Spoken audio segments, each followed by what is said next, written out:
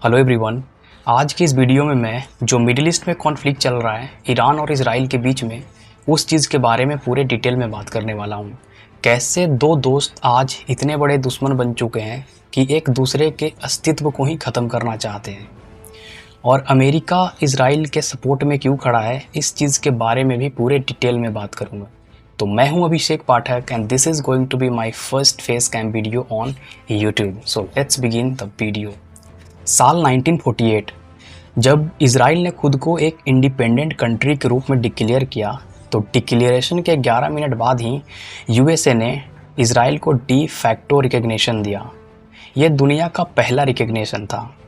इसके 3 दिन बाद सोवियत यूनियन ने इजराइल को डी जूरे रिकग्निशन दिया। अब यहाँ पे थोड़ा सा डिफरेंसेस समझते हैं de facto and D jure के बीच में।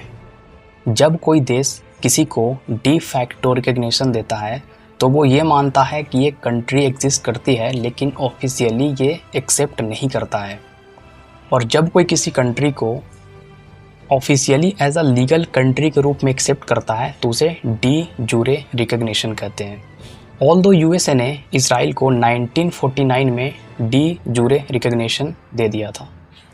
साल 1950 में ईरान ने इजराइल को रिकग्नाइज़ किया था, और ईरान दुनिया का दूसरा मुस्लिम कंट्री बना था जिसने इजराइल को रिकग्नाइज़ किया था। इससे पहले टर्की ने इजराइल को रिकग्नाइज़ किया था और वो दुनिया का पहला मुस्लिम कंट्री बना था। अब बात करते हैं ईरान और इजराइल के रिश्तों के बारे में। साल 1948 से 1979 के बीच में इनकी दोस्ती को गोल्डन एरा के नाम से जाना जाता था। इनकी दोस्ती इतनी गहरी थी कि ईरान के खुफिया एजेंसी एंड इजराइल के खुफिया एजेंसी एक दूसरे के साथ इंफॉर्मेशन भी शेयर किया करते थे। ईरान उस टाइम पे सबसे बड़ा क्रूड ऑयल एक्सपोर्टर इजराइल के लिए था।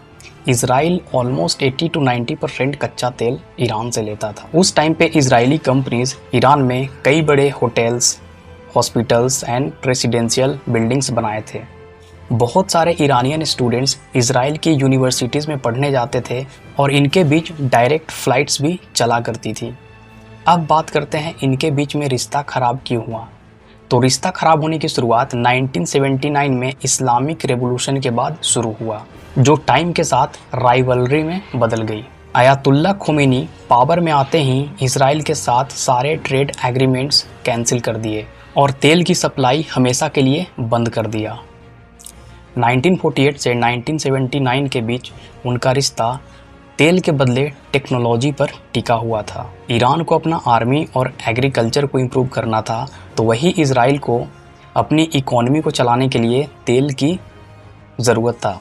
दोनों ने एक दूसरे के ज़रूरत को पूरा किया बिफोर द इस्लामिक रेवोल्यूशन 1979। पहले ये लोग डायरेक्टली वॉर में इन्वॉल्व नहीं थे, बल्कि प्रॉक्सी वॉर में इन्वॉल्व थे। बट अब ये पूरी तरह से डायरेक्ट वॉर बन चुका है।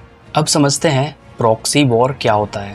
प्रॉक्सी वॉर का मतलब होता है जब दो बड़े देश डायरेक्टली फाइट ना करके किसी तीसरे कंट्री या ग्रुप के थ्रू लड़ते हैं। For instance USA and Russia एक दूसरे के साथ डायरेक्ट फाइट नहीं करना चाहते, बल्कि दूसरे देश में चल रहे कॉन्फ्लिक्ट में अलग अलग साइड को सपोर्ट करते हैं। ईरान और इजराइल के बीच में इतनी बड़ी राइवलरी शुरू होने का मेन रीज़न है ईरान का न्यूक्लियर प्रोग्राम चलाना। इजराइल का हमेशा से मानना है कि ईरान का न्यूक्लियर प्रोग्राम सिर्फ बिजली बनाना नहीं है, बल्कि न्यूक्लियर बॉम्ब बनाना है, जिससे इजराइल को उसकी एग्जिस्टेंस के लिए सबसे बड़ा खतरा लगता है। साथ ही दोनों मिडिल ईस्ट में अपना दबदबा भी बनाना चाहते हैं। अब बात करते हैं अमेरिका इजराइल का क्यों सपोर्ट करता है। अमेरिका नहीं चाहता है कि ईरान न्यूक्लियर बनाए, क्योंकि इसके बाद पूरा मिडिल ईस्ट न्यूक्लियर बनाने में लग जाएगा। ऑल्दो न्यूक्लियर बनाना इतना आसान नहीं है, इसमें बहुत सारे रिसोर्सेज और टेक्नोलॉजी की ज़रूरत होती है। तो आज की इस वीडियो में सिर्फ इतना ही। वीडियो अच्छा लगा तो वीडियो को लाइक करो, शेयर करो and don't forget to subscribe my channel. मिलते हैं किसी अगले वीडियो में किसी नए टॉपिक के साथ। तब तक के लिए बाय बाय।